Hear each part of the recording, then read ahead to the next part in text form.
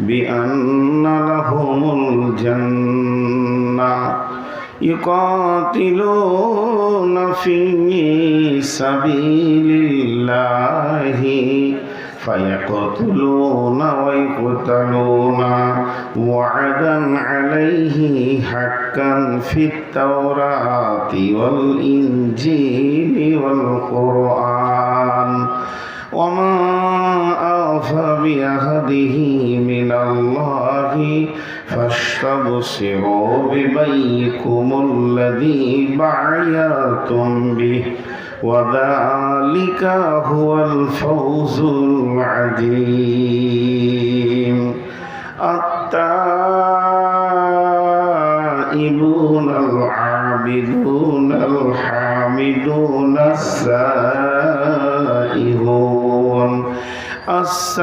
السائحون الراكعون الساجدون الآمرون بالمعروف والناهون عن المنكر والحافظون لحدود الله وبشر المؤمنين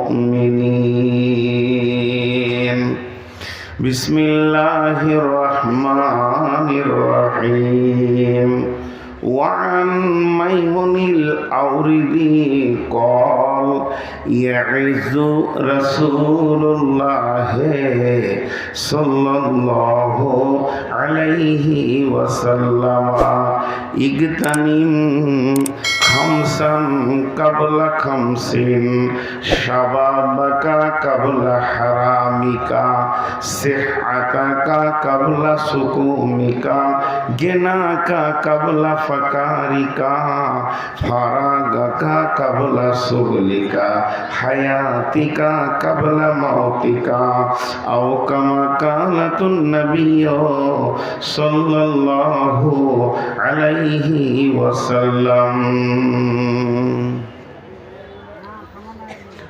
যেদিন তুমি ডাক দেবে মোরে তোমার শীতল কোলে ঘুমাইয়ে পড়িব তোমারই বক্ষে সারা বিশ্বের মায়া ভুলে তুমি পেতে দেবে হায় ধুলির আসন জানাবে আদর কত তোমারই মাটিতে ঘুমায় পড়িব চির জনমের মতো রবে না সেদিন পিতার আদর মাতার স্নেহের কল বন্ধু স্বজনে ব্যথা অনুভূতি শিশুদের কলরব প্রিয়তমা আর দেবে না মুখে সহার মাখা চুম ঘুমানোর পালা আসিবে যেদিন নিরালা নিঝুম ধরণীর বুকে যত আশা আর রচিনু সম্পদ যত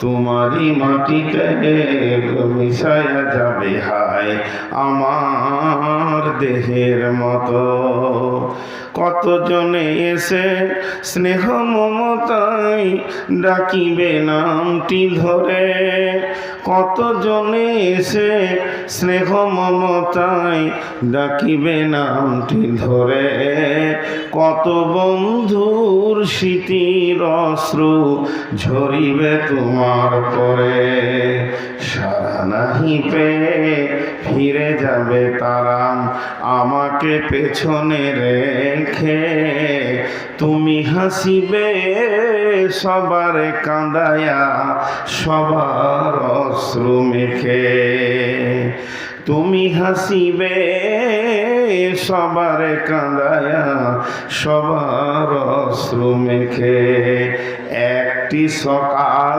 একটি বিকাল একটি সকাল একটি বিকাল কাটেনি যাদের ছাড়া ভাবিতে পারিনি কেমনেতে হায় পর হয়ে যাবে আজ তারা।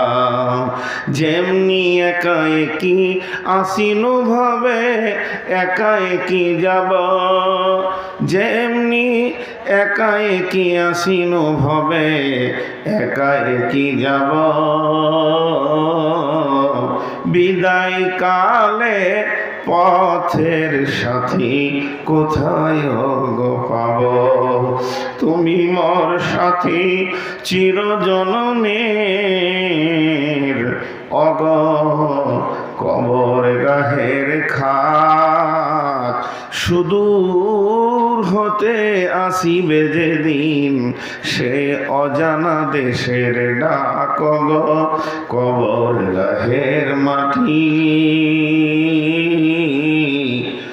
দুনিয়ার সব মায়ার পেছনে তোমারে জেনেছি খাঁটি ও গো কবর গাহের মাটি, ও গো কবর গাহের মাটি।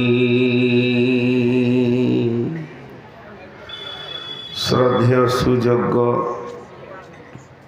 আজকে সদরে সভা উপস্থিত আলেম ওলামা বৃন্দ, সামনে আমার দিনদার ইমানদার মুমিন ভাই সকল, তত্ত্বাধুনিক প্রজেক্টের মাধ্যম দিয়ে সুন্নেওয়ালি মোমেনা মা ও বোনেরা, প্রশংসা গণগান গণকীর্তন ভালোবাসা স্তব স্তুতি সব কিছুর মালিক আল্লাহ, যে রব্বুল আলামিন আজকে একটা জামিয়া কেন্দ্রিক মাদ্রাসা কেন্দ্রিক আয়োজিত মহফিলে হাজির করেছেন। এর জন্য আমরা সেই মুনিবের দরবারে একবার প্রাণ খুলে শুকরিয়া করি, সকলে বলি আলহামদুলিল্লাহ। দরুদ ও সালাম বর্ষিত হোক আখরি पैगंबर नबी कुल शिरोमणि इमामुल अंबिया महबूब किबरिया इमामुल हरमैन शरीफैन नबी अहमद नबी मोहम्मद रसूलुल्लाह नबी मोहम्मद रसूलुल्लाह सल्लल्लाहु अलैहि वसल्लमेर উপর আল্লাহুম্মা আমিন। আল্লাহুম্মা সাল্লি আলাইহি আল্লাহুম্মা বারিক আলাইহি। আজকে দীর্ঘদিন এই অত্র এলাকার বিরতির পর আল্লাহ আজকে রুজি রেখেছেন, বাসদপুর জামিয়াতে এসেছি। এটা আমার অনেক মহব্বতের জায়গা। আমি আজকে মাইকে নিজে বলছি, এই জায়গাটা আমার মান অভিমানের জায়গা। মানুষ কি ধারণা করেছে আমি জানি না, আমি অনেক ভালোবাসি।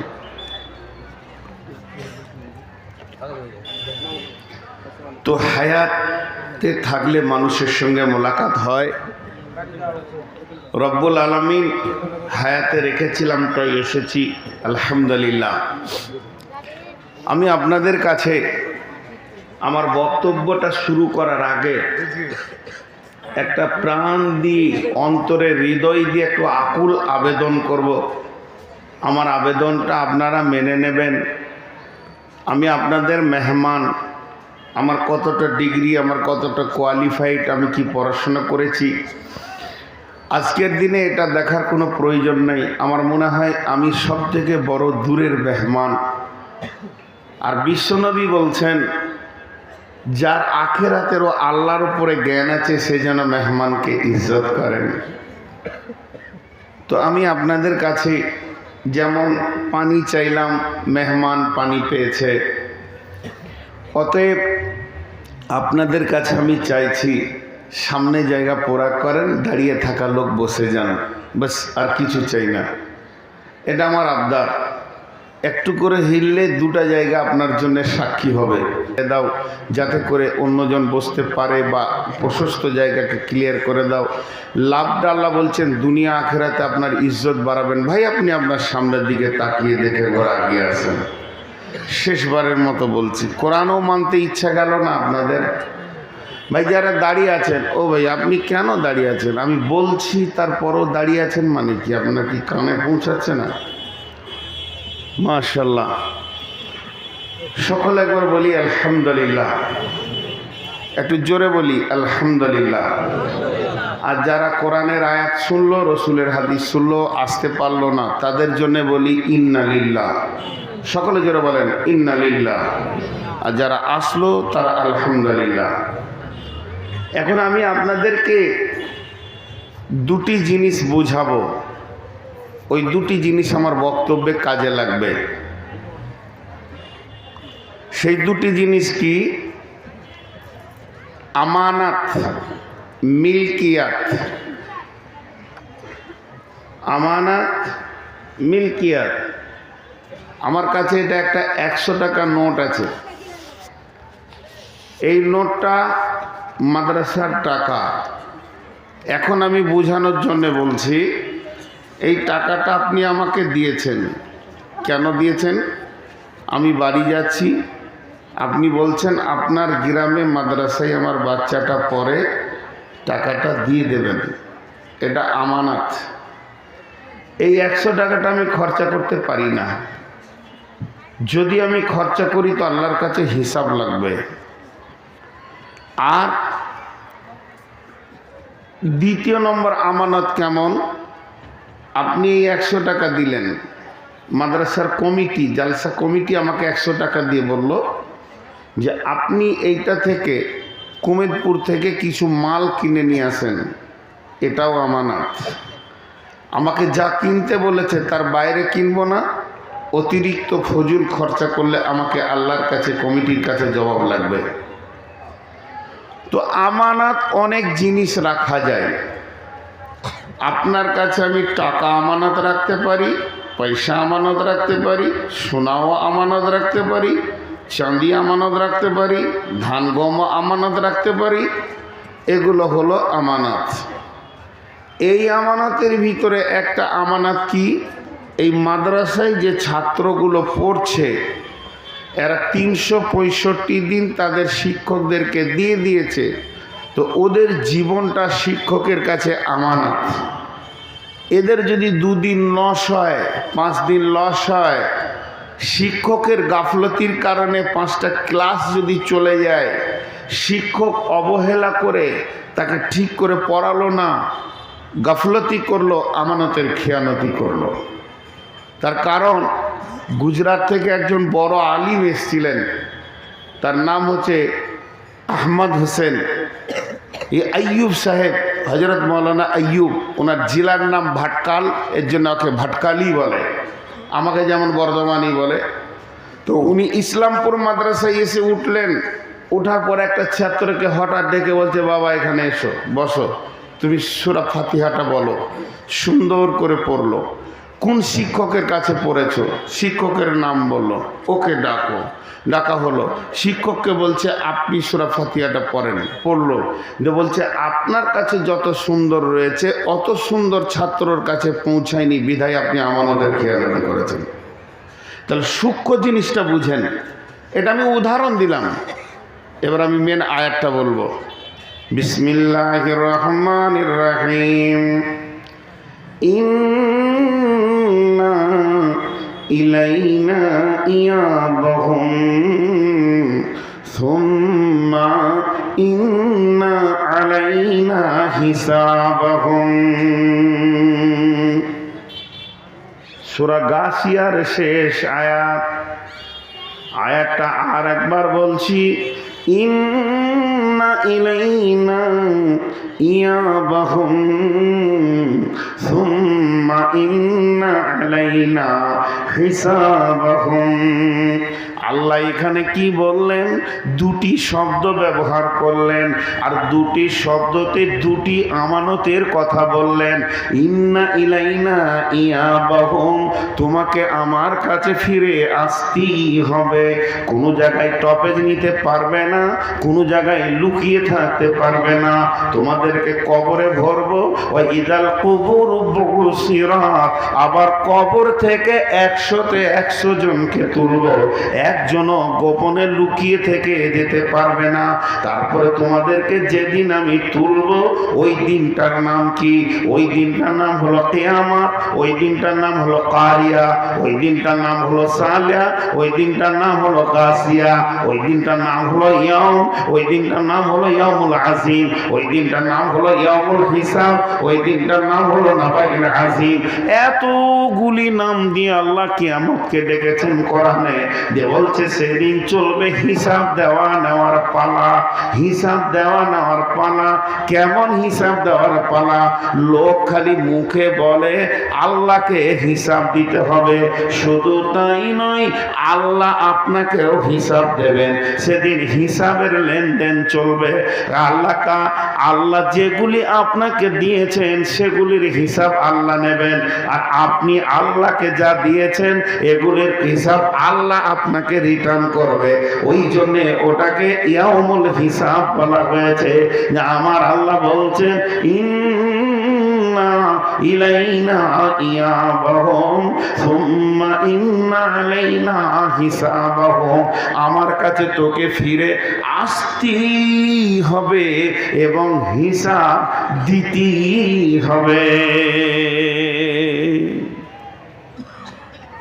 আমি কিন্তু মেন আয়াত এখনো পড়িনি, উপস্থাপনার আয়াত এটা আমার। 5-10 মিনিট টাইম দেন, 5 মিনিট, বেশি সময় নিব না। তো আল্লাহ আমাদের কাছে হিসাব নেবেন। এরই মাঝে একটা ছোট্ট ঘটনা শুনিয়ে দিই। বিশ্বনবীর কাছে একটা যুবক আসলো, কয়েকদিন খেতে পায়নি, ছেলেতেও খেতে পায়নি, মেয়েতেও খেতে পায়নি, বিবিও খেতে পায়নি, নিজেও খেতে পায়নি, অতি গরিব। এসে নবীজির কাছে হাত পারলেন, ইয়া রাসূলুল্লাহ, বাইতুল মালে কিছু থাকে তো দেন, আমরা কয়েকদিন না খাওয়া অনাহার অভুক্ত অবস্থায় আছি। নবীজি বললেন, বাইতুল মালে কিছুই নেই তোমাকে দেওয়ার মতো, বাইতুল মালে কিছুই নেই। যখনই এটা বললেন, আবার নবীজি যুক্তিও দিলেন, হে যুবক, ওকে রাস্তা ছাড়া, উনি পেশাবখানায় যাবে, একটু আগে বসো, তোমরা মাঝে একটা রাস্তা ছেড়ে দাও। হে যুবক, আমার কাছে কিছু নাই, কিন্তু আমার জামাই, তুমি ওসমানের বাড়িতে চলে যাও। যুবকটি ওসমানের বাড়িতে গেল, গিয়ে বলো গা কিছু চাও দিবে।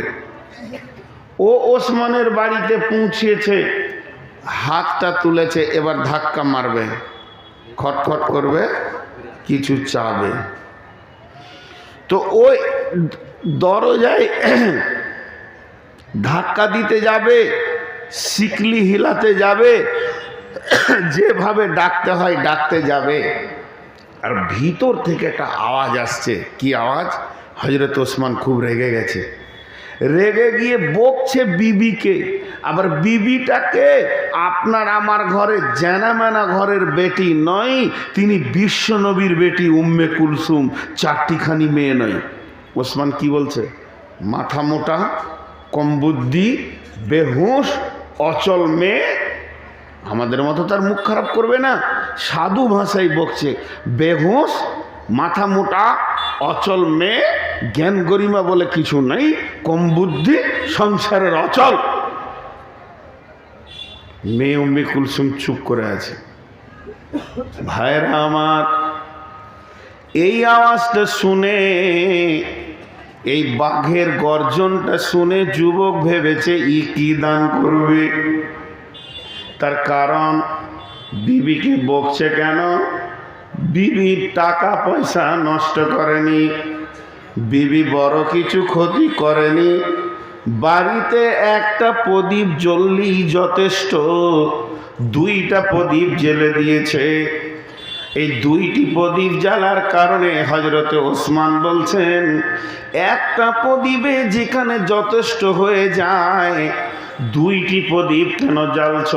এটা কি অপচয় নয়? এটা কি উপরি খরচ নয়? এটা কেন তোমার দ্বারা হলো? এর জন্যে বিবিকে শাসন করছে। ওরে আমার বেটি, ওরে আমার মা বোন, কান করে শুনেলেন। এ বিচারা বাইরে থেকে শুনছে যে 2টো প্রদীপ জ্বালার কারণে যদি এত বকে, আমাকেও দান করবে। যার ঘরে আগেকার যুগে চেরাগ, বাটিতে চর্বি রেখে পুরাতন কাপড়ের পলতে বানে জ্বালানো প্রদীপ দুটা জ্বলে গেছে, তা বিবিকে বাঘের গর্জন ছাড়ছে, দান করবে না। ওর মিজাজে ঢুকে গেল ই দান করবে না, সুরসুর করে খালি হাতে রসুলের কাছে হাজির হলো। আর আল্লাহ নবী বলছে, দেখি তোমার গামছাটা ওসমান কি দিয়েছে। ই তখন বলছে, হুজুর মামলা খারাপ। কি খারাপ? ওসমান দান করবেন এটা তো মানবো না। মামলা খারাপ? কি খারাপ? বলে আপনার বেটিকে যে বাঘের গর্জন ছাড়ছে, দুটো চেড়াক জ্বালার কারণে দান করবে। এবার নবীজি কি বলছেন, যাও তুমি চাও, যাও তুমি চাও, এটা আমর হয়ে গেল, এটা হুকুম হয়ে গেল। যদি কেউ নবীর হুকুম না মানে সে মুসলমান থাকতে পারে না। আর নবীজি ওর ওপরে বোঝা চাপিয়ে দিল কি, যাও তুমি চাও। যুবকটা মনে মনে ভাবছে, না খেয়ে যান ছিল ভালো, খেতে এসে যান জ্বলে গেল। কারণ হচ্ছে এখন যদি না চাইতে যায় তো ইমান থাকবে না। আর ওদিকে তো ওসমান রেগে অ্যাটম বোম হয়ে আছে, এদিকে রসুলের হুকুম আর ওইদিকে ওসমানের গরম, মধ্যখানে বিপদে বেচারা পড়েছে। অঙ্ক করে দেখলো, হিসাব লাগিয়ে দেখলো, ইমান রাখা বেশি জরুরি আছে, ও বকে তো দুটা বকে নিবে, এই বলে সুসুর করে গিয়ে দরজায় ধাক্কা মেরেছে। আর হযরত ওসমান ভিতর থেকে বলছে, কে? তখন এর কলজেটা শুকিয়ে যে চোরে বাপরে, সেই গরমে গরমে কে বলছে নাকি। এরই পরে হযরত ওসমান দরজায় এসে বলছে, বন্ধু তুমি কিছু বলছিলে, কেন তুমি এসেছো? ওর রাগটাকে কমানোর জন্যে, হুঙ্কার থেকে বাঁচার জন্যে কৌশল অবলম্বন করে বলছে, আমাকে বিশ্ব নবী আপনার কাছে পাঠিয়েছে, যাতে করে দেখছে রসুলের নামটা দিই, তাহলে কমসে কম হুঙ্কারটা পাবো না। তো এবার ওসমান বলছে, আচ্ছা রসুল পাঠিয়েছে বুঝিয়ে নিয়েছি, তো কেন পাঠিয়েছে এবার বলো। বলছে নবীজি পাঠিয়েছে, ওইটাই ঘুরিয়ে বলছে। আচ্ছা কেন পাঠিয়েছে বলো। তখনও মনের কথা বলছে, আমি ছেলে মেয়েকে নিয়ে কয়েকদিন খেতে পাইনি, আমার অভাব চলছিল, আমি নবীজির কাছে খাওয়ার জন্যে নবীর দরবারে আসলাম। তো উনি বললেন ওসমানের কাছে যাও। হযরত ওসমান বললে তুমি থামো। এরপরে বাড়ির ভিতরে গেলেন, আর টুকরি করে মাল নিয়ে এসে বলছে, বন্ধু রে তোমার গামছাটা পেতে দাও। ও গামছাটা পেতে দিল, একবার দিল, দুইবার দিল, তিনবার দিল, বলে বাস বাস বাস বাস হয়ে গেছে। আর যখনই বলেছে হয়ে গেছে, তখন ওই মুটলাটাকে বেঁধে এইভাবে ধরে আছে আর বলছে, ভাই ওসমান আপনি যদি রাগ না করেন, আপনি যদি কিছু মাইন্ড না করেন, কিছু না মনে করেন, তাহলে আমি আপনাকে একটা প্রশ্ন করতে চাই, আর প্রশ্নের উত্তরটা পেলে আমার কলিজাটা ঠান্ডা হয়ে যাবে। বলে কি বলছো বলো। বলে আমি তোমার কেউ না, আমি হলাম শুধু মুসলমান ভাই, আর ঘরে যেটা আছে এটা আপনার বিবি, এটা আপনার অর্ধাঙ্গিনী, ওটা হলো রসুলের বেটি উম্মে কুলসুম, এটা আমার ভালোবাসা, এটা আপনার হলো প্রিয়া। তার ভুল করে নাই দুটো প্রদীপ জ্বালিয়েছে, তার জন্যে কি এত হুঙ্কার দিতে হবে? তাহলে আমি ভেবেছিলাম আপনি দান করতে পারবেন না, তা আমি পর ব্যক্তি, এতগুলো যখন আপনি দান করতে পারলেন, তো বিবির ওই কথাটা দুটি প্রদীপ জ্বালানো কেন বরদাস্ত করতে পারলেন না? হযরত ওসমান তখন উত্তর দিয়েছে, ও বন্ধু রে তোমার আখিরাতের জ্ঞানের অভাব আছে, এর জন্য তুমি এরকম প্রশ্ন করছো। আমার বিবি যেটা চেরাগ জ্বালিয়েছে ওইটার হিসাব আল্লাহকে কিয়ামতের মাঠে আমাকে দিতে হবে, আর তোমাকে যেটা আমি মাল দিলাম এইটার হিসাব আল্লাহ আমাকে ঘুরিয়ে দেবে। অতএব কিয়ামতের মাঠে হিসাব নেওয়া আসান, কিন্তু হিসাব দেওয়া কঠিন। এর জন্য বিবিকে বকছিলাম, আমাকে দান করতে ভালো লাগে কিন্তু খরচা করতে ভালো লাগে না। যে দুটি আয়াত আপনাদের সামনে পড়েছি আর হাদিস, এবার ওখানে চলে যাব। আমার উপস্থাপনা শেষ, খালি কেন আমানত শব্দটা প্রথমে বললাম ওইটা বলে দিই আমি আয়াতে চলে যাব। টাকা পয়সা সোনা দানা যেমন আমানত, জিন্দেগি ভি আমানত হ্যায়। এটা যদি বুঝতে পারেন তাহলে আজকে আমার বায়ান সবটাই আপনারা বুঝে দিয়েছেন। জিন্দেগি ভি আমানত হ্যায়, আর একবার বলছি, জিন্দেগি ভি আমানত হ্যায়, এই হায়াতটাও আমানত, হায়াতটা আমানত। আপনি যে বেঁচে আছেন, আপনি যে বেঁচে আছি, যেদিন থেকে আমাদের নিঃশ্বাস শুরু হয়েছে মায়ের পেট থেকে এসে, আর যেদিন আজরাইল আপনার আমার জানটাকে নিয়ে যাবে, যে শ্বাসে নিয়ে যাবে, যে সেকেন্ডে নিয়ে যাবে, তাতে 50 বছর, 60 বছর, 70 বছর, 62 বছর, 80 বছর, 90 বছর, 100 বছর বাঁচেন। এই বছর যেটা আল্লাহ আমাকে দিয়ে পাঠিয়েছে, এটা আমানত। প্রতিটি সেকেন্ড আল্লাহর, আপনার নয়। আল্লাহ দিয়েছে বলে আপনি বেঁচে আছেন। এই সেকেন্ডগুলোর হিসাব কিয়ামতের মাঠে লাগবে। এটাই আমার বক্তব্য আজকে। আল্লাহ যে বলেছেন আমার কাছে আয়, তোকে আসতে হবে, আমি নিয়ে আসবো, আর তোর কাছে আমি হিসাব নিব। ইন্না ইলাইনা ইয়াবাহুম সুম্মা ইন্না আলাইনা হিসাবাহুম। আর তার আগে আর দুটো আয়াত ধরিয়ে দিলে আরো মজা পেয়ে যাবেন। আমার কাছেও আল্লাহ নেবেন, কিন্তু আজকের জন্যে আমাকে একটু বাদ রাখেন। আমি একটা কথা আপনাদেরকে বলি।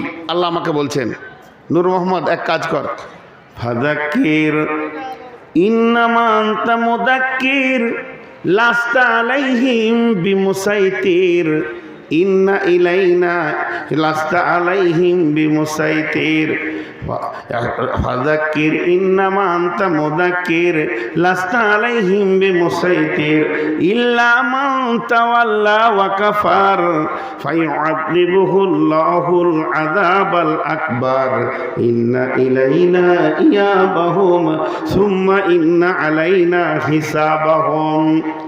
এবার আজকের এই জালসাটাকে নিয়ে আমি ওই তর্জমাটা মিলিয়ে নিই। আল্লাহ বলছে, নূর মোহাম্মদ তুই বর্ধমান থেকে বাস্তবপুর চলে যা, ফাযাক্কির ওদেরকে আমার কথাগুলোকে বলে দে, ইন্নামা আনতা মুযাক্কির তোকে আমি বলতে পাঠিয়েছি, তুই বলে দিবি, লাস্তা আলাইহিম বিমুসাইতির ওই যে লোকগুলো দাঁড়িয়ে আছে ওরা বসছে না, যারা এগিয়ে আসতে পারলো না, এরা কোরআনও মানলো না, হাদিসও মানলো না, তবে তুই ওদেরকে জুতা ছুঁড়ে মারতে যাস না, ওদেরকে লাঠি মারবি না, তোকে সে ক্ষমতাটা আমি দিইনি, তোকে বলতে বলেছি বলে দিবি, আর তুই ওখান থেকে হেঁটে যাবি। তবে যারা মানতে পারবে না তাদের কানে দুইটা কথা শুনিয়ে দিবি, সেই দুটি কথাকে ইল্লা মান তাওয়াল্লা ওয়া কাফার, কোরআন শোনার পর যারা সেটাকে কাজে পরিণত করলো না, অস্বীকার করে দিল, আল্লাহ বলছে ফায়ুআযিবুহুল্লাহুল আযাবাল আকবার, ওকে বড় আযাবের খবরটা দিয়ে দিবি। সেই আযাবটা কখন হবে?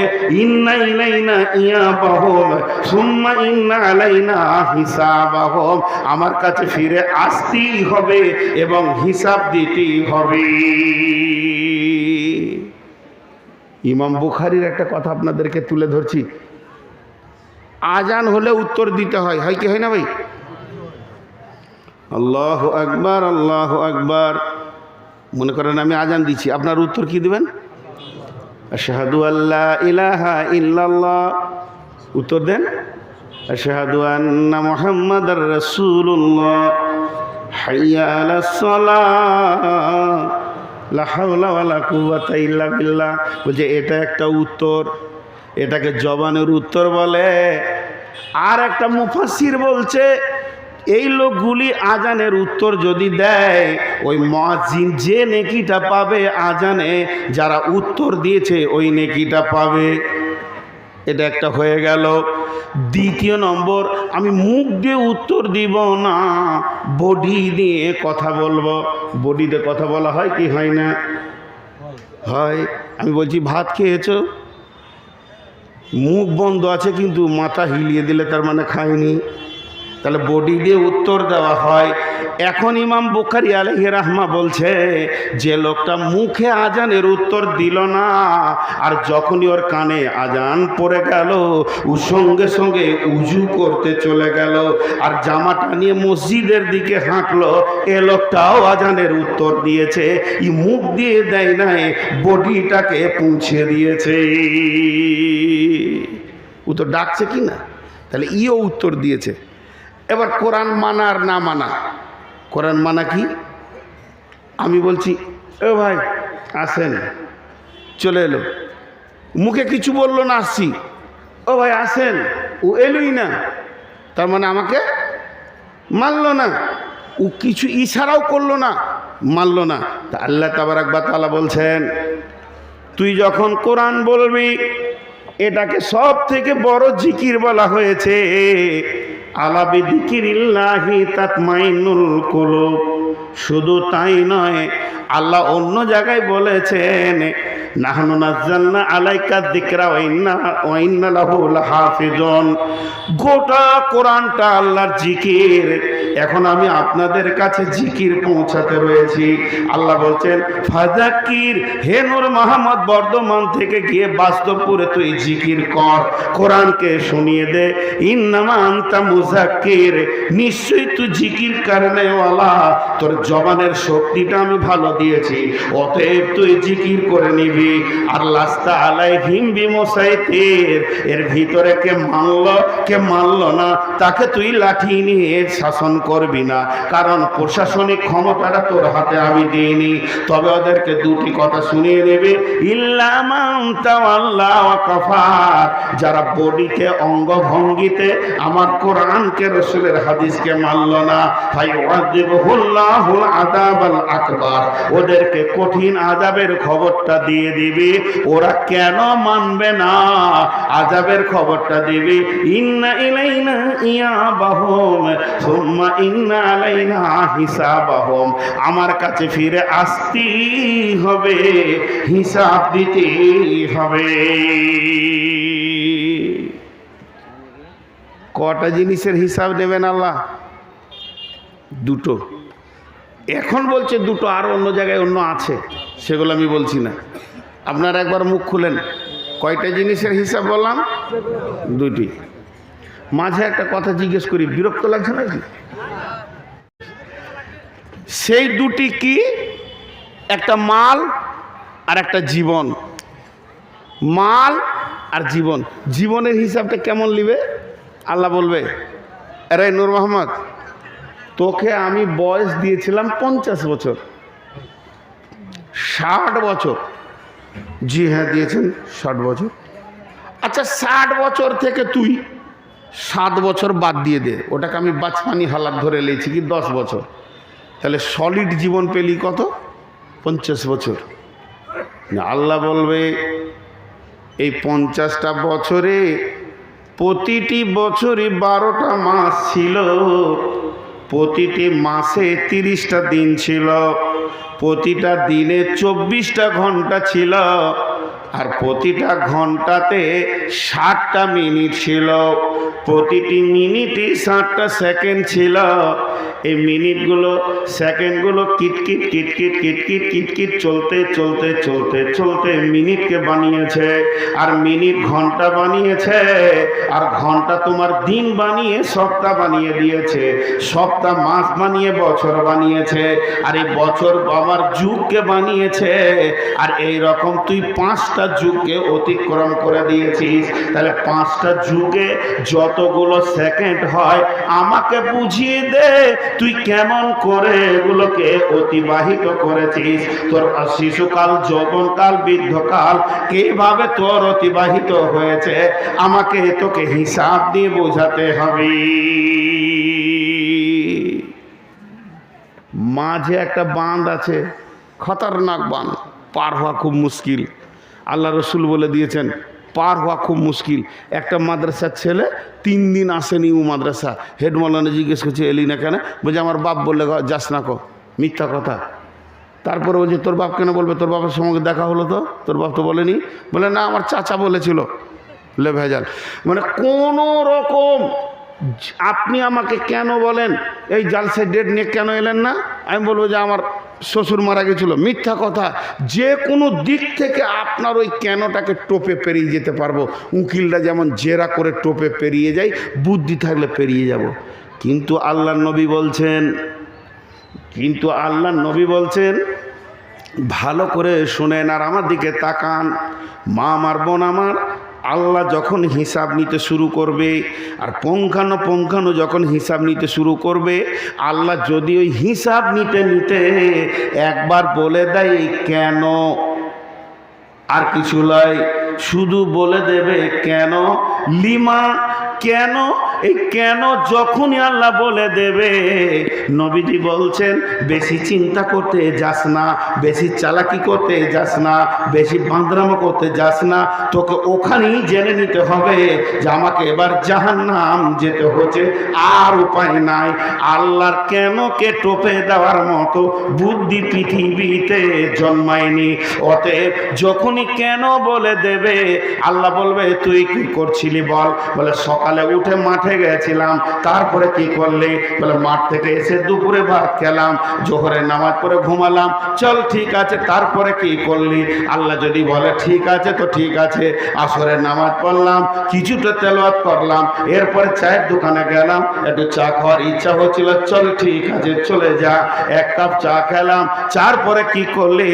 বলে চায়ের দোকানে বসে 3 ঘন্টা ভ্যাট ভ্যাট করে কাটালাম। ওখানে আল্লাহ বলবে কেন কেন কেন ফজুল জায়গাতে সময় দিলে? আর আল্লাহ নবী বলছে তখনই তুই জেনে নে আমাকে এবার জাহান্নামের ফেরেশতা নিতে আসছে। আল্লাহ কেন বলে দিয়েছে, মানে জাহান্নাম যেতেই হবে। অতএব জিন্দেগিতে প্রতি সেকেন্ডে পাকে বুঝে বুঝে ফেলতে হবে। আমার জীবনে যেন আল্লাহ তরফ থেকে কেন শব্দটা না আসে। এরপরে আল্লাহ বলবে তোকে সারা জীবনে আমি 2 কোটি টাকা দিয়েছিলাম, তোর নসিবে লিখেছিলাম তুই 10 কোটি টাকার মালিক হবি, 500 কোটি টাকার মালিক হবি। ওর মোহাম্মদ তোকে আমি 2 কোটি টাকা উপার্জন করার ক্ষমতা দিয়েছিলাম, সেই রকম কণ্ঠস্বর, সেই রকম কৌশল দিয়েছিলাম যাতে করে তুই 2 কোটি টাকার ইনকাম করবি। এবার এগুলো কোন পথে ক্ষয় করেছিস বল? আয় তো জিজ্ঞেস করবে, সেই সাথে ব্যয়ও জিজ্ঞেস করবে। আর ব্যয়টা যখন জিজ্ঞেস করবে বলবে আল্লাহ আমি মসজিদে দিয়েছি, মাদ্রাসাকে দিয়েছি, ঠিক আছে। আব্বার পেছনে দিয়েছি, মায়ের পেছনে দিয়েছি, ঠিক আছে। ছেলে মেয়ের পেছনে দিয়েছি, শিক্ষার খাতে দিয়েছি, ঠিক আছে। আল্লাহ রাজি আছে। দিতে দিতে দিতে দিতে হঠাৎ বলে ফেলবো আমি একটা মেলাতে গেছিলাম, পূজার মেলা হচ্ছিল, ওখানে 20 টাকার বাদাম খেয়ে ফেলেছি। আল্লাহ বলবে কেন? আর যখনই কেন বলে দেবে বাকি হিসাব আর নিতে হবে না, তোকে জাহান্নাম যেতে হবে। এর জন্য আমি যে আয়াতটা পড়েছি ওই আয়াতটাতে এবার আমি চলে এলাম। আল্লাহ কি বলছেন ওই আয়াতে? ইন্নাল্লাহা আশতারা ইন্নাল্লাহা আশতারা মিনাল মুমিনিনা আনফুসাহুম ওয়া আমওয়ালাহুম বিআন্না লাহুমুল জান্নাহ। ভেজাল মিটে গেল। আয়াত শুরু হয়ে গেল, ভেজাল মিটে গেল। এবার দেখেন কি ভেজাল শুরু হচ্ছে। আমরা বিক্রি হয়ে আছি। জি বাপজি আমার মহব্বতের মানুষ, পিতার মতো শ্রদ্ধা করে দেখি। শফিক আমার বন্ধু মানুষ। শফিককে আমি বললাম ভাই আমি একটা খাসি নিব, এখানে একটা খাসি কিনবো। কিনো তো তোমার ঘরে রাখতে হবে। আমি এখন জালসা করে বেড়াচ্ছি, থাকবে, আমানত দিয়ে দিলাম। কিনলাম নিয়তে কি সে বকরা ঈদে নিয়ে যাব, বা তুমি যাবে আমার বাড়ি দিয়ে আসবে। কিনা হয়ে গেল। ওই ছাগলটা কখন নিব, কোন সময় নিয়ে যাব, হঠাৎ আমার বেটির বিয়ে ধুমধাম লেগে গেছে। বিবি বলছে ওটাকে নিয়ে এসে জবাই করো, আবার কিনা হবে, তাই নিয়ে আসবো। তো ওই খাসিটার স্বাধীনতা শেষ, যখন ইচ্ছা জবাই হবে। তা আমরা বিক্রি হয়ে গেছি। মুসলিম বামানা মুমিন, এই হাদিসটা ভালো করে শুনেন। মুসলিম বামানা মুমিন, মুমিন বামানা মুসলিম, মুসলিম মুমিন, মুমিন মুসলিম একই। হ্যাঁ, দাড়ি আর চুল দুইটা জিনিস না, এক এক। তো ঠিক ওই রকম যে আল্লাহর নবী বলছেন মুমিনকে মুসলিমকে, আল্লাহ রসুল আবার দুটো উদাহরণ খুব চমক দিয়েছেন। জি, মুসলিমের একটা দিয়েছেন, মুমিনের একটা দিয়েছেন। তো আজকে মুসলিমেরটা বলছি। আল্লাহ রসুলের দেওয়া উদাহরণ, এটা নূর মোহাম্মদের লই, ভালো করে শুনবেন।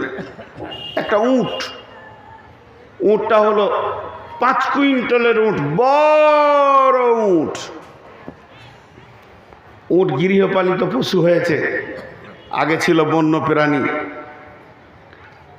সেই উটটা ওর নাকে এখানটা পটাশ করে ফুটিয়ে দিয়ে একটা লাইলন দড়ি ভরে দিলে, আর গলাতে একটা দড়ি ওইদিকে ব্যাড় মেরে ওর মুখে লাগাম দিয়ে দিলে, যে তিনোটা দড়িকে এরকম করে রশিকে টান মেরে একটা 20 কেজি ছেলের হাতে ধরিয়ে দিয়েছে। ও হলো 5 কুইন্টালের, আর যে ধরে আছে ক কেজির? 20 কেজির। কে 1 কুইন্টাল হলো? ধরেলেন একটা মানুষ 60-70 কেজি। এই মানুষটার একটা মাথা আছে, আর উটের একটা মাথা আছে, আর মগজ আছে।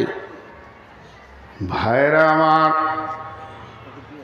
নবীজি বলছেন যখনই উটটার গলাতে রশি, নাকে রশি দিয়ে ওই রশিটা কোনো মানুষের হাতে দিয়ে দেওয়া হয়, তখন ওই উটটা বুঝে নেয় আমার স্বাধীনতা বলে আর কিছুই নাই।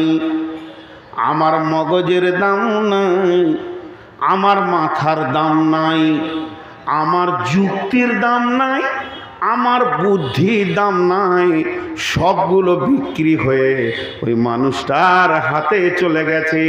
এখন ওর মগজটা যদি ডান দিকে টানে তো আমি ডান দিকে যাব, ওর মগজটা যদি বাম দিকে টানে তো আমি বাম দিকে যাব, ও যদি মগজটা নিয়ে সামনে দিকে টানে তো সামনে যাব, ও যদি পেছন দিকে টানে তো আমি পেছন দিকে যাব। আমার স্বাধীনতা বলে কিছু নাই। যখনই ওই উটটার গলাতে রশি পড়ে যায়, উটটা তখন বুঝে নেয় আমার জান আছে, প্রাণ আছে, চলবো ফিরবো, উঠবো বসবো, কিন্তু নিজের মতো চলতে পারবো না। যেদিন ও আমাকে গাড়ি টানাবে সেদিন আমি গাড়িকে টানবো, যেদিন ও মাল ধোঁয়াবে সেদিন আমি মালের বোঝা বহন করব। এটাই হলো আমার জীবনের সব কিছু শেষ, সব আমার মালিকের হাতে চলে গেছে। সকলে একবার জোরে বলেন আশহাদু আল্লাহ, জোরে বলেন সবাই আশহাদু আল্লাহ। জোরে বলেন না ভাই, আল্লাহর নাম নেবেন তো। আশহাদু আল্লাহ ইলাহা ইল্লাল্লাহু ওয়া আশহাদু আন্না মুহাম্মাদান আবদুহু ওয়া রাসূলুহু। এই কালেমা কে কে কবুল করেছেন হাত তুলেন একবার। যারা কালেমা পড়েন নাই হিন্দু তারা হাত তুলবেন না। বলেন কালেমা কে কে পড়েছেন, এবার হাত নামান। যতজন হাত তুলেছিলেন এদের মাথা মন সব বিক্রি হয়ে আছে আল্লাহর কাছে। যেদিন কালেমা পড়ে নিয়েছি, যেদিন আল্লাহর নামে কালেমা পড়েছি আর রসুলের নামে সাক্ষী দিয়ে দিয়েছি, আমাদের মাথার মগজের কোনো দাম নাই। আমার আল্লাহ যেদিকে টানবে সেদিকে যেতে হবে। আমার আল্লাহ বামে টানবে বামে যেতে হবে, ডানে টানবে ডানে যেতে হবে, সামনে টানবে সামনে যেতে হবে, পেছনে টানবে পেছনে যেতে হবে। মুসলমানের মগজের কোনো মূল্য নাই। মুসলমান চলবে কোরআনের উপরে। আল্লাহর নবী যেমন ছিলেন ওই রকম হতে হবে। এক কথায় আমরা বিক্রি হয়ে গেলাম। আর যে লোকটা বলবে আমি কালেমা মানি না, আমি আল্লাহ মানি না, আমি রসুল মানি না, আমার দিন কর্মার দরকার নাই, আমার কোরআন মানার দরকার নাই। যেমন কিছু লোক কোরআনকে মেনে নিতে এখনই পারলো না, তারা এরা যখন বলবে মানার দরকার নাই, তাহলে মন দিয়ে শুনে নেন, ওদের জন্য নামাজ নাই, রোজা নাই, হজ নাই, যাকাত নাই, কোরআনের কোনো আইন ওদেরকে মানতে হবে না। ওরা স্বাধীন, যেমন ইচ্ছে তেমন চলবে। কিন্তু আখিরাতের ব্যাপারে আল্লাহ ওদেরকে পরাধীনতার রশি পরাবেন, এ কথা আল্লাহ বলে দিয়েছেন। আর বিশ্ব নবী বলেছেন সিজনু সিজনুল লিল আর দুনিয়া সিজনুল লিল মুমিনি ওয়া জান্নাতুল লিল কাফির, আর আল আখিরাতু জান্নাতুল লিল মুমিন ওয়া সিজনুল লিল কাফির হয়ে যাবে। সে আখিরাতের দিনে এদের চিরদিন জাহান্নামে গিয়ে দম টানতে হবে, সেদিন এদের কিছুই হবে না। ভাইয়া উঠাউঠি করিয়েন না, খুব ভাইটাল পয়েন্ট। এবার নবী রসুলদের কিভাবে তাদের চলাগলা দেখেন, মানা আর না মানা। কি দেখাবো আপনাদেরকে, মানা কাকে বলে আর ছাড়া কাকে বলে, অনেক লম্বা হয়ে যাবে। আসল বিষয়বস্তুটা আপনাদের কাছে পৌঁছাতে পারবো না, তার জন্য আর বলছি না। তাদের কাছে যখন কোনো খবর এসেছে সঙ্গে সঙ্গে মেনে নিয়েছে, তারা সেকেন্ড ভোর লেট করেনি। জি, একটা মেয়েদের কথা বলি, পুরুষের কথা দেখি পারি কিনা, সময়ে কোলাবে না, তো মেয়েদের কথা একটা বলি। মেয়েটার নাম হলো উম্মে হাকিম। ওর নাম উম্মে হাকিম নয়, মানে ওর নাম আলাদা আছে। ইতিহাসের পাতায় এসেছে উম্মে হাকিম। কেন? যে দেখবেন বহু মেয়ের নাম বিলুপ্ত হয়ে গেছে, দুয়ার বেটার নামে ওকে ডাকে। হ্যাঁ, এই ইউসুফের মা, ওর স্বামীও ডাকে ইউসুফের মা, শ্বশুরের বংশ ডাকে ইউসুফের মা, বাপের বাড়ি গেল বলে ইউসুফের মা আছে রে, মানে ওর আসল নামটা হারিয়ে গেল, ওই করে করে ডাকে। তো ওর বেটার নাম হচ্ছে হাকিম, তাই ওকে সবাই উম্মে হাকিম বলে ডাকে।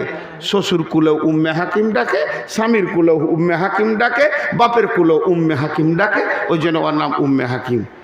মেয়েটাকে আবু জাহেলের বৌমা। আবু জাহেলের বেটাটার নাম কি? একরামা। দেখেন কোন ঘরের বউ, আবু জাহেলের বৌমা একরামার বিবি। আর একরামা হচ্ছে আবু জাহেলের একদম খুব মহব্বতের বেটা, ওর মতো রসুলকে জ্বলাইতে কেউ পারেনি।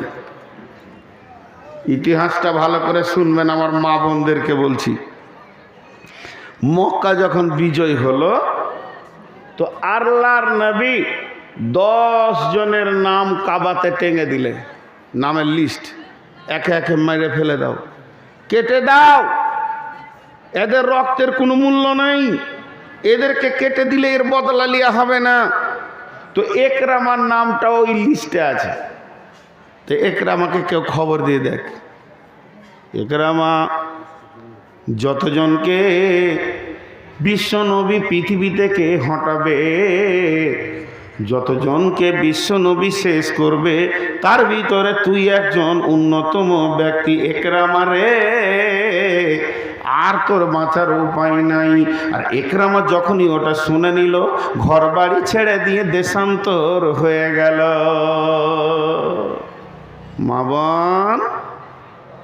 মা বোন, খালা, বেটি, গল্প না করে মেয়েটার হিম্মত দেখেন আর খবর দেখেন। উম্মে হাকিম রসুলের কাছে চলে গেলেন। কত চালাক মেয়ে, কত দামি মেয়ে। নবীজির কাছে গিয়ে বলছেন, ইয়া রাসূলুল্লাহ, ইয়া হাবিবাল্লাহ, আমি তো বিধবার নামান্তর, আমার স্বামীকে আপনি হুকুম দিয়ে দিয়েছেন দুনিয়া ছাড়িয়ে দিতে। তার মানে আমি তিলে তিলে দিন গুনছি কবে আমি বিধবার নামটা নিব। এখন থেকেই বিধবার জ্বালা আমার বুকে ঢুকছে, আমার বুকে তিলে তিলে বিনতে রয়েছে। আমাকে যেন বিধবার জ্বালাতে কুঁড়ে কুঁড়ে খেছে। চোখে যান, মনে কানে শুনছি স্বামী আছে, মনে হচ্ছে যেন অচল স্বামী মূল্য নাই। কারণ তাকে আপনি মারতে বলেছেন, মানে ওই লোক বেশি দিন বাঁচবে না।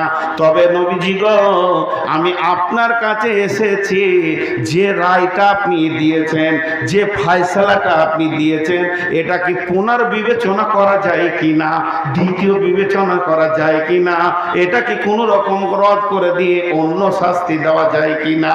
তার কারণ হচ্ছে, স্বামী যদি মরে যায়, আমি এখনো যুবতী আছি, যৌবন আমার কাছে আছে, আমার এই যৌবন জগৎটা কেমন করে তিলে তিলে কোথা কাটবে। স্বামী যদি মরে যায়, ও দয়ার নবী গো, দুটি লালু হুলু ছোট ছোট সোনামানিক আছে, এরা তো পিতা হারাবে, পিতার সিনেমার ছায়া তলটা শেষ করে ফেলবে। ও দয়ার নবী গো, তাহলে আমার ছেলেরা এতিমের নামান্তর হয়ে যাবে। বিশ্ব নবী বললেন, রে আম্মে হাকিম, আমি তোমার স্বামীকে মারতে চাইছি না, কতল করতে চাইছি না, হিংসা বিদ্রোহের জন্য নয়, এটা ইসলামের বড় শত্রু, এর দ্বিতীয় বিবেচন কিছু করা যাবে না। ও যে কত বড় কোরআনের শত্রু, ও যে কত বড় আল্লাহর শত্রু, তুমি তো জানো। এই জন্য এর দ্বিতীয় পুনর্বিবেচনা বলে কিছু নয়, যেটা আমি ফায়সালা দিয়েছি ওটাই হয়ে যাবে। বিশ্বনবী তখন মেয়েটা পুনরায় বলছেন দ্বিতীয়বার, ও দয়ার নবী গো, কিছুদিন কি আজ আপনার মুলতবি ঘোষণা করা যায় না? আপনি ওকে মারবেন ঠিক আছে, কিন্তু 2 মাস 4 মাস একটা আপাতত বিরতি দেন, আমি দেখি ওকে সাইজ করা যায় কি যায় না। ওরে আমার মা রে, ওরে আমার বেটি রে, ও আমার বউ মায়ের দল, এখান থেকে মাঝে একটা কথা বলিলি বিষয়ের বাইরে, সেটা হলো আপনার স্বামী মাতাল, আপনার স্বামী জুয়ারি, আপনি ইচ্ছা করলে ঠিক করতে পারবেন। এই মেয়েটার দেখেন কেমন ব্রেন। আল্লাহর নবী বলল, এই কথাটা মেনে নিতে পারবো, এটা তোমাকে কিছু দিনের সময় দিয়ে দিলাম, যাও 2, 4, 6 মাস দিয়ে দিলাম, আমি এলান করে দিব, ওকে যদি কেউ দেখতে পায় অন্তত 2, 4, 6 মাস ওর গায়ে কেউ হাত দেবে না। এই কথাটা যখনই শুনে নিল, উম্মে হাকিম বলল, আলহামদুলিল্লাহ, এবার স্বামীর তল্লাশে বেরিয়ে গেল। সে কোথা পালিয়েছে, খুঁজতে খুঁজতে, মোবাইলের যুগ নয় বন্ধু, ফোন করে জেনে নিব যে আমি চেন্নাইয়ে আছি, হায়দ্রাবাদে আছি। সে খুঁজতে খুঁজতে মাস গেল, যেতে যেতে যেতে যেতে একদিন সে শামের বাজারে পৌঁছে গেছে। শামে গিয়ে বাজারের ভিড়ে বলছে, একরামা আছো যে? আচ্ছা, এইরকম যদি একটা মেয়ে কুমদপুরে চিল্লাই তো লোক জড়ো হবে না? তো ওর কাছে ওর লোক জড়ো হয়ে গেল। এই মেয়ে ছেলে, তুমি কার নাম ধরে ডাকছো? বলে, আমি মক্কা থেকে এসেছি, এখানে কোনো বিদেশি লোক আপনাদের এই শহরের পটিতে কাজ করে, জানা অজানা লোক? তো বলছে, হ্যাঁ, এই গলিতে ঢুকে যাও, দেখো গা একটা দোকানে কাজ করছে একটা বিদেশি লোক, ওকে চিনতে পারছি না। গিয়ে দেখছি ওর স্বামীকে ধরে বলছে, স্বামী আমার, ফিরে চলো। তখন বলছে, খেপি রে, আছি তো বেঁচে আছি, গেলে শেষ হয়ে যাব, এ কথা বলিস না, বরং তুই চলে আয়, এখানে থাকবো। তখনই বলছে, স্বামী আমার, পৃথিবীর কোনো মেয়ে তার স্বামীকে বিলি করতে চাই না, আমি চাই না তুমি দুনিয়া থেকে চলে গিয়ে আমি বিধবার জীবন কাটাবো। আর পৃথিবীর কোনো মেয়ে তার স্বামীকে বিপদের দিকে নিয়ে যায় না। অতএব স্বামী আমার, আপনার জন্য আমি নবীজির কাছে মুলতবি নিয়ে এসেছি, তুমি আমার সঙ্গে ফিরে চলো। চলতে শুরু করলো স্বামী স্ত্রীতে, চলতে চলতে চলতে চলতে সকাল থেকে দুপুর হলো, দুপুর থেকে বিকাল হলো, আর বিকাল থেকে সন্ধ্যা হলো। সন্ধ্যা যখন রাত হতে চলেছে, তখন একরামা বলছে, বিবি রে, আর হাঁটতে পারছি না, কোনো একটা গাছের নিচে বিছানা লাগা, দুইজনেতে একটু আরাম করে নিব, আবার সকালে উঠে দুইজনেতে হাঁটতে শুরু করব। তখন ও বিছানা শুরু করলো, একটা চাদরকে ঝাড়লো, ঝেড়ে মাটির ওপরে বিছিয়ে দিল, আবার মাঝে 2-3 হাত ফাঁক রেখে আর একটা চাদরকে বিছিয়ে দিল। একরামা বলছে, ওরে খেপি রে, তোকে আমি বিয়ে করেছি, তুই আমার বিয়ে করাবো, তুই আমার প্রেমিকা লস, তোর সঙ্গে আমার কোনো গুহা নাই, তবে কেন বিছানা দুটি আলাদা হচ্ছে, একবার বল। বিছানা তো এক জায়গায় হবে, স্বামী স্ত্রী এক জায়গাতে থাকবো, কতদিন দেখা নাই, কত কথা বাকি আছে, কত প্রেম আলাপ, কত মহব্বতের কথা বাকি আছে। আজকে বিছানা আলাদা হওয়ার তো কথা নয়, দুইজনে কাছাকাছি শোবো, কত কথা দুইজনে দুইজনকে বলবো। তখন একরামার বিবে হয় উম্মে হাকিম হাকিম বলছে, স্বামী আমার, বিশ্বনবী বিজয়ের পরে আমি কালেমা পড়ে নিয়ে মুমিনা হয়ে গেছি। আমি একজন মুমিন মেয়ে, মুমিনা মেয়ে। তুমি হচ্ছে কাফের ছেলে। একটা কাফের ছেলের সঙ্গে মুমিন মেয়ে শুইতে পারে না, এক জায়গায় থাকতে পারে না। পৃথিবীর কেউ না দেখলে আমার আল্লাহ দেখছে। এই ঈমানটা আছে রে স্বামী আমার। অতএব তোমার বিছানা আমার বিছানা আলাদা হবে। তুমি চলো বেশা নবীজির কাছে, সেখানে তুমি কালেমা পড়বে, হাতে হাত দিয়ে তুমি বায়াত হবে। বিশ্ব নবীর কাছে যখন কালেমা পড়ে নেবে রে, জীবনে ইসলামে দুইজনে ফিরে এসে নতুন বাসর ঘর সাজিয়ে নিব, নতুন বাসর ঘরের আনন্দ ভুলে পেয়ে যাব। বন্ধু আমার, মা আমার, বেটি আমার, মেয়েটা কত জ্ঞানী, মেয়েটা কত চালাক। নিজের স্বামীকে বাঁচালো, স্বামীকে ইমানে ফিরে আনলো, আর নির্জনে স্বামীকে পাওয়ার পরেও তাকে ব্যবহারের কাজে লাগালো না। আজকে আমাদের মেয়েরা লুচ্চামিতে রেডি হয়ে গেছে, নিজের স্বামী তো নয়, তাই লুচ্চামি করছে। কিন্তু আমার যে কথাটা বলা উদ্দেশ্য সেটা হচ্ছে, শোনার সঙ্গে সঙ্গে ঈমান আনার সঙ্গে সঙ্গে আমলের কত গুরুত্ব। জি, তাহলে আল্লাহ আমাদেরকে কিনে নিয়েছেন। বাস, কি কিনেছেন? আমাদের জান, আমাদের মাল সব বিক্রি হয়েছে, সব সব সব। এখন জানটা আগে বলবো না মালটা? আগে মালটা বলি। মাল আমার আছে, আপনার আছে। 20 বিঘা আছে, 50 বিঘা আছে, 10 বিঘা আছে, 5 বিঘা আছে, 1 কাঠা আছে, গলিটা আছে, ঘরটা আছে, ভিটা আছে, বাগান আছে, পুকুর আছে, ব্যাংকে টাকা আছে, সোনা আছে, দানা আছে, সব আপনার রয়ে। আল্লাহ বলছে আমি কিনেছি।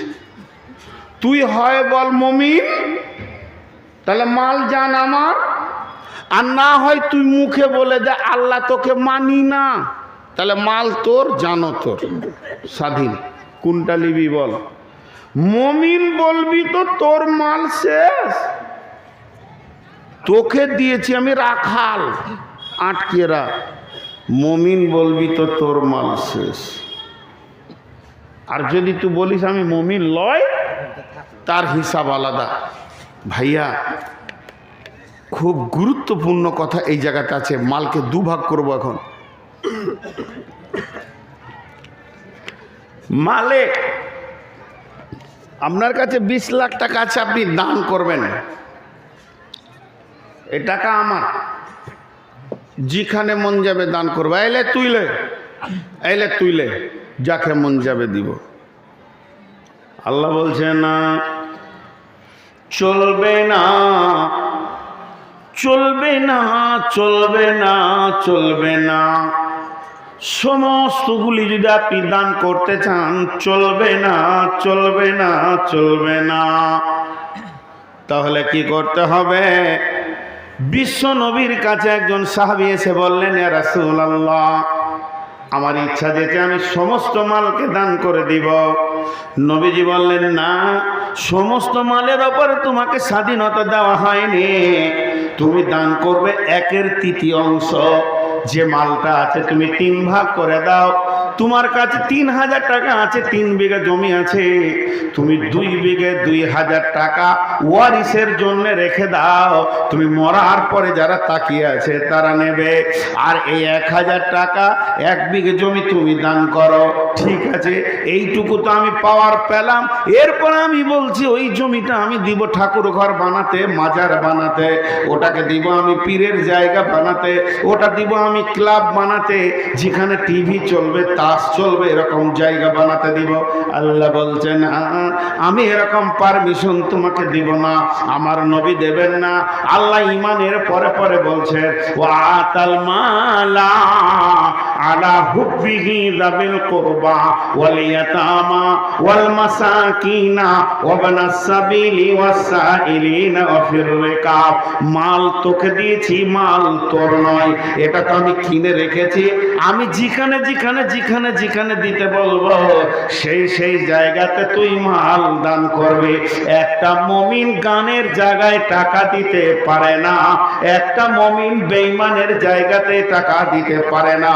কালেমা পড়ার পরও সে কোনো মাজার মন্দির বানাতে পারে না।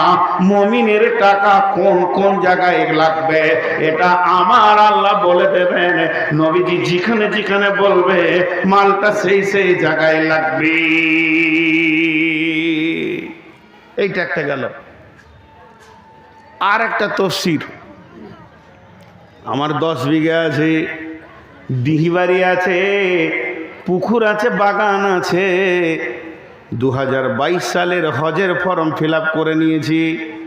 হজের কাজ চলছে, দুর্বার গতিতে টাকা জমা করছি। আল্লাহর ঘরে যাব। লাব্বাইক আল্লাহুম্মা লাব্বাইক লাব্বাইক লা শারীকা লাকা লাব্বাইক ইন্নাল হামদা ওয়ান নি'মাতা লাকা ওয়াল মুলক লা শারীকা লাক লাব্বাইক আল্লাহুম্মা লাব্বাইক।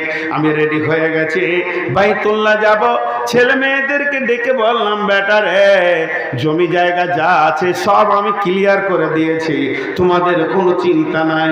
তার মানে 10 বিঘে জমি 4টা বেটাকে লিখে দিলাম। 3টে বিটি শ্বশুর বাড়িতে বসে চোখের পানি ফেলছে। ডিহি বাড়িটা লিখে দিলাম ছেলেদেরকে, বেটিরা এসে উঠার জায়গা আর পেছে না।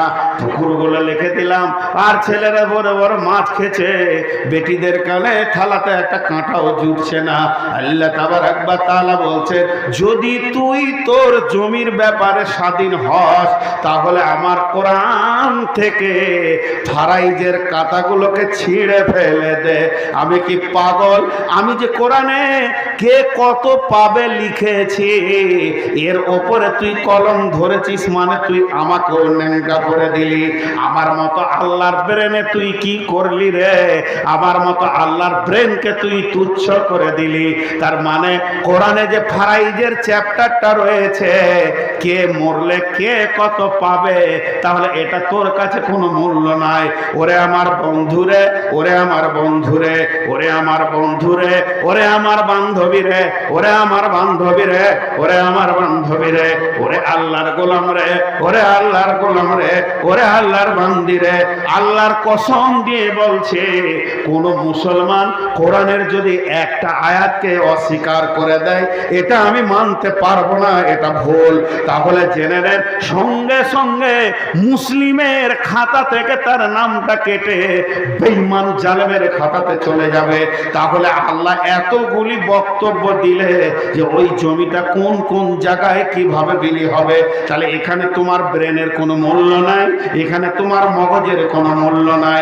তুমি যার নামে কালেমা পড়েছো, ও যেমন বলেছে তুমি 500 বিঘের মালিক হও, তুমি ডিহি বাড়ির মালিক হও, তুমি গলির মালিক হও, বাগানের পুকুরের মালিক হও, ওই মালিক তুমি যার গোলাম, সে যতটা পরিমাণ যাকে যাকে বলেছে মরার পরে সে বিনিময় হবে।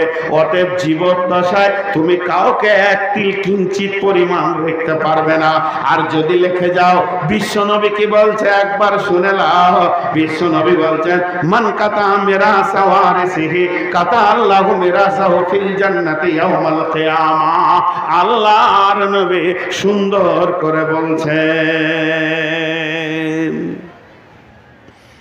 হাজি, আমি হাতটা এরকম নড়াচ্ছি, খেয়াল করেছেন? হাতটা এরকম নড়ালাম, শুধু এক জায়গায় হাতটা নড়লো কি আমার, আর এক জায়গায় নড়ছে কোথায়? পর্দাতে নড়ছে না? যেখানে সাদা পর্দা দিয়ে আছে ওখানে নড়ছে কি না? তাহলে আমি মসজিদের সামনে স্টেজে নড়ালাম, আর কোথায় নড়ছে? পর্দাতে নড়ছে। তো একজন বড় দার্শনিক কি বলছে জানেন? কার্বন পেপার হবে জমি লিখতে গেলে। কার্বন পেপার বুঝেন? আরে কার্বন পেপার বুঝেন কি না? যা, এটা একটা সাদা কাগজ, আর এখানে একটা কার্বন পেপার দিবেন, আর একটা সাদা কাগজ দিবেন। যে আমি যদি এখানে মারি সই, ওখানেও একজন বড় ইসলামী চিন্তাবিদ মুফাসসির বলছে, যখন তুমি রেজিস্ট্রেশন অফিসে গিয়ে দলিল লেখো, বিটিদেরকে ফাঁকি দিয়ে আর কোনো বেটাকে ফাঁকি দিয়ে একজনের নামে যখন দলিলটা লেখা হয়, তখন নিচে দিকে আর একটা দলিল লেখা হয়, তোমার জান্নাতটা যাকে তুমি ফাঁকি দিছো ওর নামে লেখা হয়। আর যখনই তুমি এই রকম সইটা ওখানে মেরে দাও, একই সই আরশওয়ালা তোমার কার্বন পেপারে তুলে নেয়। এবং যেদিন কিয়ামতের ময়দানে তুমি বলবে আল্লাহ জান্নাত দাও, সেদিন আল্লাহ দলিলটা দেখিয়ে বলবে বিক্রি হয়ে গেছে তোর জান্নাত তোর বড় বেটার কাছে, তোর বেটিদের কাছে। কেন রে? শুনেলে, যেদিন তুই বড় বেটাকে আর বেটিদেরকে ফাঁকি দিয়ে তিনজনকে লিখে দিয়েছিলি, সেদিনই আমি আল্লাহ তোর সই করে নিয়েছি। দেখ, এর জন্য বিশ্ব নবী বলছেন, মান কাতা মিরাসা ওয়ারিসিহি, কেউ যদি ওয়ারিসের মিরাসকে কেটে আরেকজনকে দিয়ে দেয়, কাতা আল্লাহ ফিল জান্নাতি ইয়াউমাল কিয়ামা, আল্লাহ জান্নাত থেকে কেটে তাকে দিয়ে দিবে কিয়ামতের দিনে।